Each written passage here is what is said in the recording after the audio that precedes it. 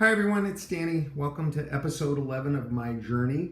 It is January 8th of 2019, so Happy New Year. Little Woodford's Reserve there for you.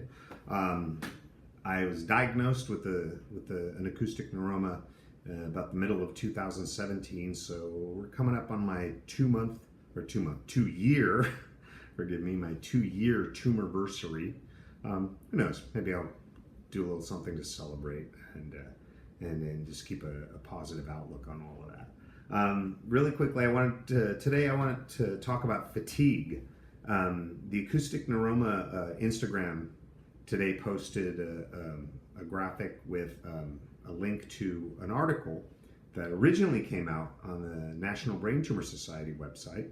And those are two organizations that mean a lot to me, the Acoustic Neuroma Association and the National Brain Tumor Society. So I'm sure if you're watching this, you're well aware of both of those. But if not, definitely check those out. They're just loaded with information and resources and support. That being said, so I read the article and I related to a lot of things that are mentioned in the article. One of the things that I have to admit that I've never done is I've never come forward and admitted about the depression that I was dealing with when I started noticing the fatigue. The first instance of fatigue that I really noticed was when I had my radiation treatments. Once again, if you haven't seen prior episodes, look back and go back and find the episode where I talk about the type of radiation that I underwent. It was cyberknife treatments. There were 5 treatments of radiation, and I was told, yeah, sometimes you deal with a little bit of fatigue, and yeah, it was one of the things where I couldn't function, but I definitely, when I came home, fortunately my wife drove me to and from the radiation treatments. When I came home, I wanted to take a nap, and I just needed to recharge. It's not as severe as it was post treatments, but I have noticed an increase in the amount of fatigue that I deal with on a daily basis. A little bit about me: I was typically the kind of person who burned the candle at both ends. I had my career as a teacher. I was involved in the local music scene as a performer and a promoter. I was involved in the local independent wrestling scene, both as a performer and a promoter. I was involved with a television series as a host, and most importantly, to make sure that I have the time and energy to be a good husband, a good brother, a good uncle, and a good friend. And I started noticing where the depression started kicking in is when I'd go on social media and I'd notice friends of mine going out to shows every night, going out to the bars, going out and partying every night, and I didn't have the energy to do that. And I kind of felt like everyone was leaving me behind, leaving me in the dust. And not that they were doing anything to me, but that's just what my perception was. You know, it's a Tuesday night, and I just, it's 8 o'clock, and I'm ready to go to bed, and I'm finding out, some of my favorite people in the world are playing a show, and they're up all night. They're out until 1 or 2 in the morning, and they have to work in the morning, and they have to work the next day too. But they've got the energy to do that, and I didn't have that in me anymore. Or even on weekends, seeing people going out and just living the best life and partying and going to shows and traveling and doing this and that, and I just didn't have the energy to do that anymore, and it was depressing. It was depressing, and I was kind of sad, and I never really verbalized that, not even to my wife. I just kind of moped around and tried to find things to keep me occupied, but I tried not to let that take over too much, because one of the ways I got through that was by listening to my own advice. And I was so quick to tell people, oh no, I'm in charge. I'm the boss. I'm the boss of this tumor. This tumor is not the boss of me. I'm in charge of this life. And sometimes we need to listen to our own advice, because I wasn't necessarily following it. I let this control me.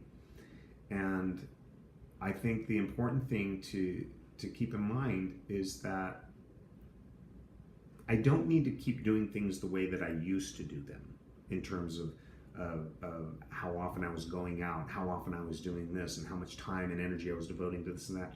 But it's just approaching it differently, having a different outlook. And I can still be involved in the local music scene. I can still be involved in the local wrestling scene. I can still be involved in the television show. I can still put my heart and my soul into my vocation, my career as a teacher. And most importantly, I can still give the time and energy that my marriage deserves, and that my friendships and my family deserve. But it's just a matter of, okay, scaling back of how much I put into it. You don't have to, for me, I didn't have to take something, well, I can't play music anymore. Well, I can't do this anymore. It's just scaling back. Maybe I scale back a little bit more on this than on this, but keeping them still in my life. I'm not shutting the door on any of those aspects of my life.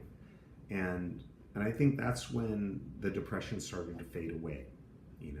Maybe I don't devote as much time and energy as I used to the independent wrestling scene, but it's still a part of my life. Maybe I don't devote as much time and energy as I had to all the other aspects, like the local music scene, like the TV series, but it's still a part of my life. With teaching, that's something that I can't scale back on because that's my job, it's my career. But once again, it's just like, how much do you want to scale back on certain things? Most importantly, I definitely don't want to scale back on my personal relationships, my wife, my family, my friends. Those are things that you kind of prioritize what's really important to you. And I think once I started looking at it that way and really taking control of handling my fatigue, that's when I noticed the depression start to drift away. Once I realized I don't have to say goodbye to something, I just maybe don't have to put that much of myself into it, but it's still there. And I prioritize things. And it's kind of neat when you start looking at things that way. When you start seeing, especially if you were the kind of person like me who used to burn the candle at both ends, and you have the pedal to the metal and you're going 100 miles an hour in all directions, when you start realizing, okay, I can't go at that pace anymore. One, because I'm getting older, but two, it's documented that people with brain tumors, they deal with fatigue. So once you start prioritizing things, it's kind of beautiful. You start realizing who's important and what's important in your life. And I know who's number one in my life, and I'm going to devote my energy and my time to her. And then I know where everything else falls in line. And I think personally for me, and now, once again, I'm not telling you how to live your life as a brain tumor fighter, but this was how I got through that depression. And it's almost beautiful when you start seeing things, and you start seeing what's important. Technically, other things that I'm doing other than prioritizing is making sure to give time to myself to rest. I'm fortunate enough at my work that if I have a 20-minute break, I can go into the staff room and I can sit on the couch and close my eyes. Not necessarily fall asleep, but close my eyes. I set my alarm on my phone and just sit there. And a lot of teachers actually do that, so it's not too uncommon to kind of recharge. Another thing I try and do is if I get home and I have enough time to take an hour-long nap. Once again, I'm not looking at this. I put it away. I make it actively put my phone down, so I'm not on social media. I'm not looking at websites. I'm not reading wrestling spoilers and listening to music and watching music videos. I'm just focusing on myself, and I need this hour to just lay down, whether I fall asleep or not. Set my alarm. I need this for myself. And caring for yourself, and by taking that time to take a nap, you're caring for yourself. And I think that's probably another thing. When I told myself this is going to be a fiber of my life and a part of my day to do this, and you start caring about yourself. And I think that was probably another thing that got me through that depression. Despite what you may think, I am trying to live a healthier life in terms of my diet and exercise. Approaching exercise differently. I'm not trying to to look like Aquaman or anything like that, but just keep moving, go to the gym, try and do some things, yoga and whatnot, just trying to keep active in that way. So I think taking care of yourself is really important, and actively acknowledge, I'm doing this to take care of myself. Those were things that helped get me through that depression, I think. So to all the brain tumor fighters out there dealing with fatigue, prioritize. That's my advice. Prioritize what's important to you. Hopefully, number one on that list is you. And then figure out what's next. You don't have to say goodbye to things, but just, you kind of to figure out how much you're going to scale back on what. That's just my advice. Good luck on your journeys, and keep fighting, and keep winning, and listen to your own advice every now and then. Okay? I'm rooting for you. Salud. Happy New Year, everyone.